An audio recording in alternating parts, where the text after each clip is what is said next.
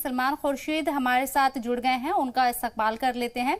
सलमान साहब, बहुत बहुत इस्तकबाल है आपका जी इस्लाम में। जी अभी देखिए ऐसा है, मैं तो फ़ौरन मैंने ज्वाइन किया है और अभी आपकी जो बातचीत चल रही है उसका मुझे अंदाज़ा नहीं है, जी लेकिन बहरहाल मुझे ये बताया गया है कि आप इसको अपने प्रोग्राम को फिर से लॉन्च कर रहे हैं। फिर से आपके लिए एक नई नई शुरुआत है।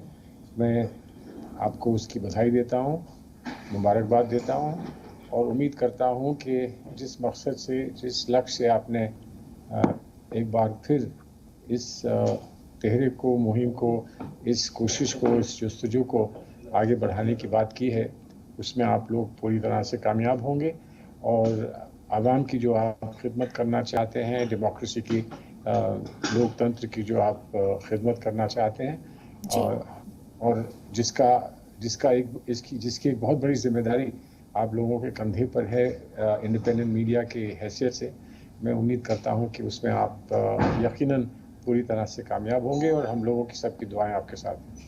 चलिए, बहुत बहुत शुक्रिया सलमान साहब आपका, तमाम नेक ख्वाहिशात के लिए और दुआओं के लिए। लेकिन मैं आपसे जानना चाहूंगी, यहाँ पर जिस तरीके से यहाँ आवाम की खिदमत जी सलाम कर रहा है, तकरीबन एक दहाई से आवाम में अपना भरोसा बनाए हुए हैं। अब हम एक नए अंदाज के साथ आ रहे हैं।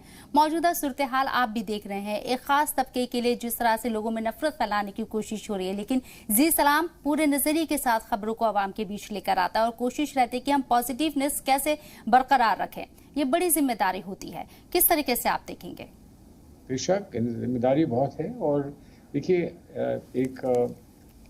इस वक्त जैसे हालात में हम लोग हैं पूरी दुनिया में, हिंदुस्तान में अकेले नहीं बल्कि पूरी दुनिया में, तो इख्तलाफ बहुत पैदा हो गए हैं।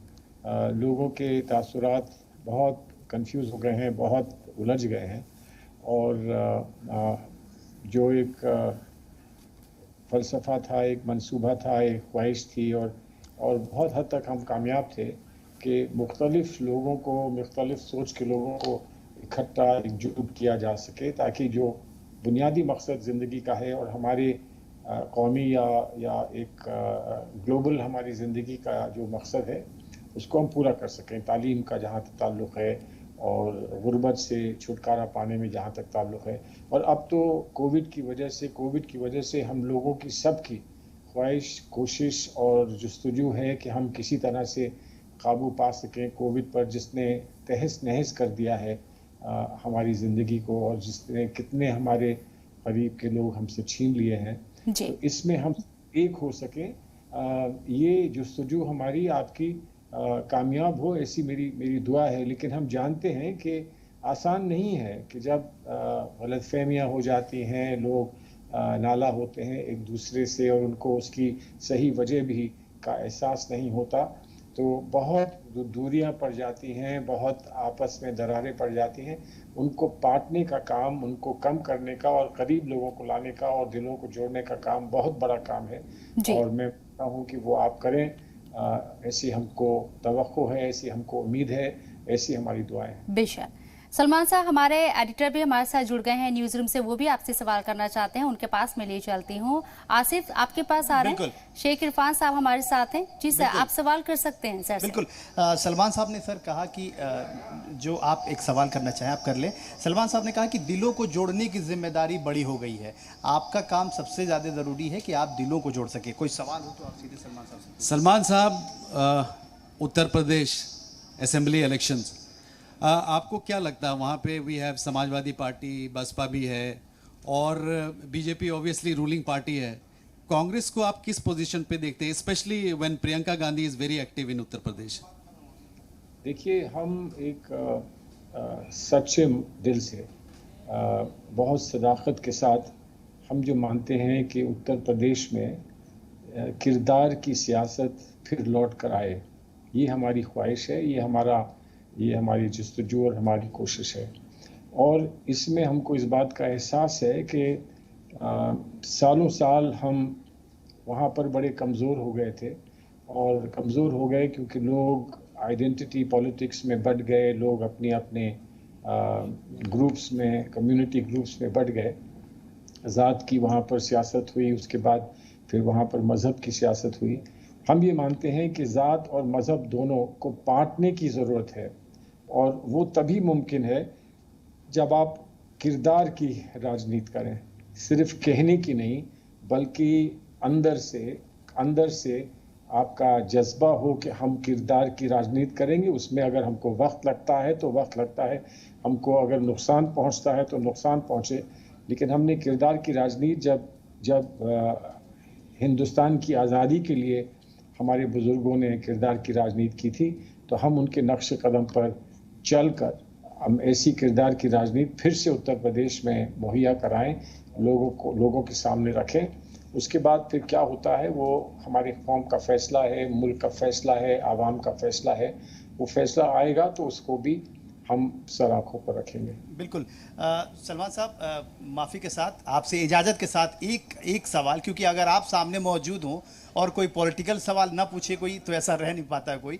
और जब आप यहाँ सामने मौजूद है, ये मुमकिन है कि आपने ये वक्त दिया था लॉन्चिंग के लिए, और हम लोग भी उसी की तैयारी में। आपने जो उम्मीदें जाहिर की हैं, जो हम पे यकीन किया है और जो कौम ने यकीन किया है, उसको हम भरपूर तरीके से पूरी शिद्दत के साथ पूरा करने की ईमानदार कोशिश करते रहेंगे। लेकिन एक छोटा सा सवाल आज के संदर्भ में मैं आपको बताऊं कि लॉ मिनिस्टर है रविशंकर प्रसाद, उनका अचानक अकाउंट ब्लॉक कर दिया गया ट्विटर के जरिए, और फिर उसको अनब्लॉक भी कर दिया गया, जिसको लेकर उन्होंने बहुत नाराजगी जताई है, बहुत ही कड़े लफ्जों में उसको कहा है कि ट्विटर अमेरिकी कानून चला रहा है। आप इस मसले को बहुत नज़दीक से देखा है, आपने तमाम चीज़ों को जानते हैं, आप खुद लॉ मिनिस्टर रहे हैं, इस तरह की घटना को कैसे देखते हैं आप?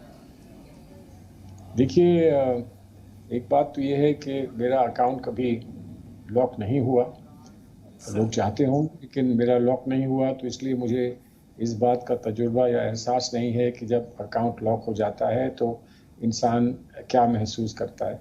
लॉक हुआ तो उम्मीद है कि गलत लॉक हुआ होगा, और अगर अनलॉक हो गया है तो जाहिर है उससे ये लगता है कि लॉक करने का शायद गुंजाइश नहीं थी।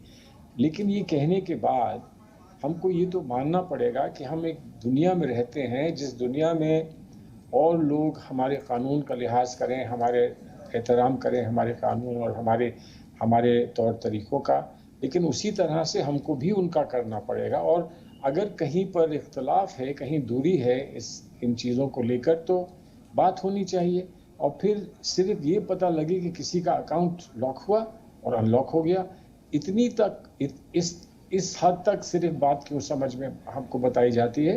बात पूरी बताई जाए कि मैंने ये कहा था और मेरा अकाउंट लॉक कर दिया, और उसके बाद मैंने ये किया तो मेरा अकाउंट अनलॉक हो गया, ताकि हम आवाम में ये तय कर सकें कि जो हो रहा है वो सही है।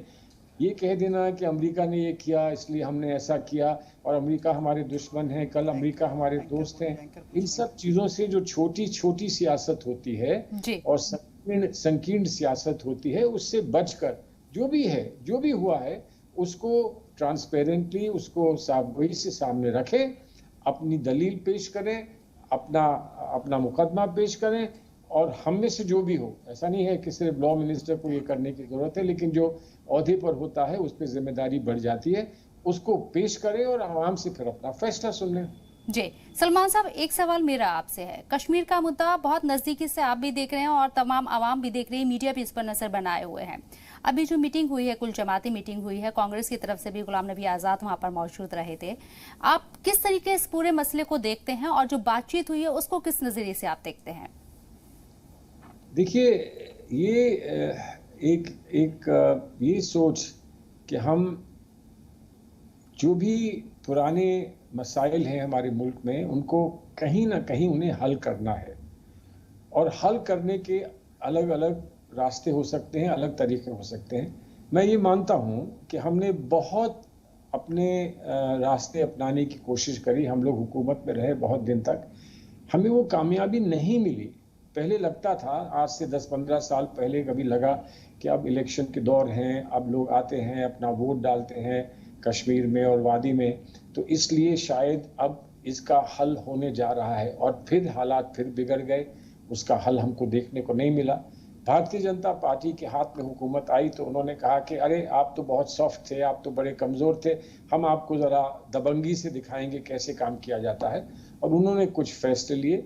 हम उन फैसलों से ना इत्तेफाकी रखते थे इस हद तक कि भाई लोगों की राय आपस में बैठकर सबकी राय और सब लोगों का मशवरा लेकर ये करना चाहिए। एकदम से धमाका करने से कोई फायदा नहीं है, ये हमारा मानना था कि आपने नहीं किया तो नहीं किया।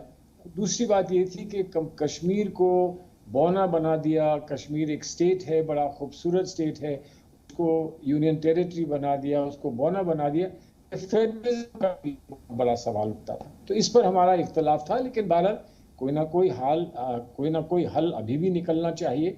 और अगर ये एक कोशिश है और एक कदम उठाया है हुकूमत ने कि हम इसको हल करें, तो उसका इस्तकबाल है। और इसीलिए हमारे तरफ से गुलाम नबी आज़ाद साहब वहाँ मौजूद रहे। लेकिन जो कुछ वहाँ बातचीत हुई और जो भी गुफ्तगू हुई वो बाहर आई है, उससे ये लगता है कि जो मजबूरी का नाम शुक्रिया वाली हालात थे कि वहाँ पर खुलकर और खुले जहन से गुफ्तगू नहीं हुई है। पहली दफ़ा थी, शायद नहीं हो पाई, अगली दफ़ा हो जाए।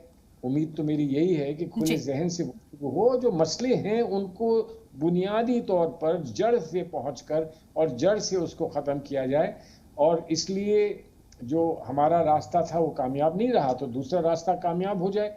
लेकिन लड़ाई झगड़े से नहीं, किसी को धमकी दबाव से नहीं, किसी को डरा के नहीं, किसी को खौफजदा करके नहीं, लोगों का दिल जीतकर। और ये मैं अकेले नहीं कह रहा हूँ, तो अटल बिहारी वाजपेयी ने कहा था, कश्मीरियत की बात, इंसानियत की बात। दिल की दूरी अभी मिटनी बाकी है, दिल की दूरी अभी मिटनी बाकी है। सलमान साहब, इरफान साहब आपसे कुछ पूछना चाह रहे हैं? बिल्कुल नहीं, पूछना नहीं बल्कि शुक्रिया अदा करना चाहते हैं सलमान सर का। सलमान सर ने इतना वक्त दिया और कहते हैं कि हिंदुस्तान में सीजन्ड पॉलिटिशियन जो अपने अंदाज में बेहद नरम दिली से अगर कोई बात, अपने मजबूत बात को भी रखने का कोई सातिर, या ये कह लें कि जो सबसे बड़ा इसमें विख्यात है वो सलमान खुर्शीद साहब हैं। ये बात पूरा हिंदुस्तान जानता है।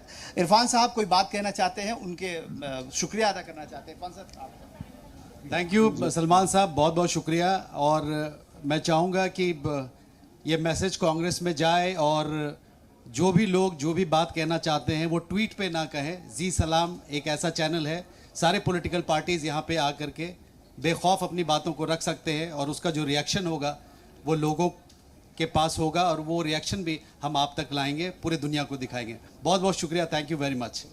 बहुत शुक्रिया। और आपको मैं एक बात अपने ऑडियंस से कहना चाहता हूं कि कोई भी हिंदुस्तानी कभी भी फ्राइडे के साथ ब्लैक यूज़ नहीं कर सकता, ब्लैक फ्राइडे यूज़ नहीं कर सकता। उसका सिर्फ और सिर्फ एक कारण है कि Friday is a golden day for every Indian, क्योंकि 15 अगस्त 1947 को ही हमें आज़ादी मिली थी और वो दिन जुमे का था, वो दिन फ्राइडे था।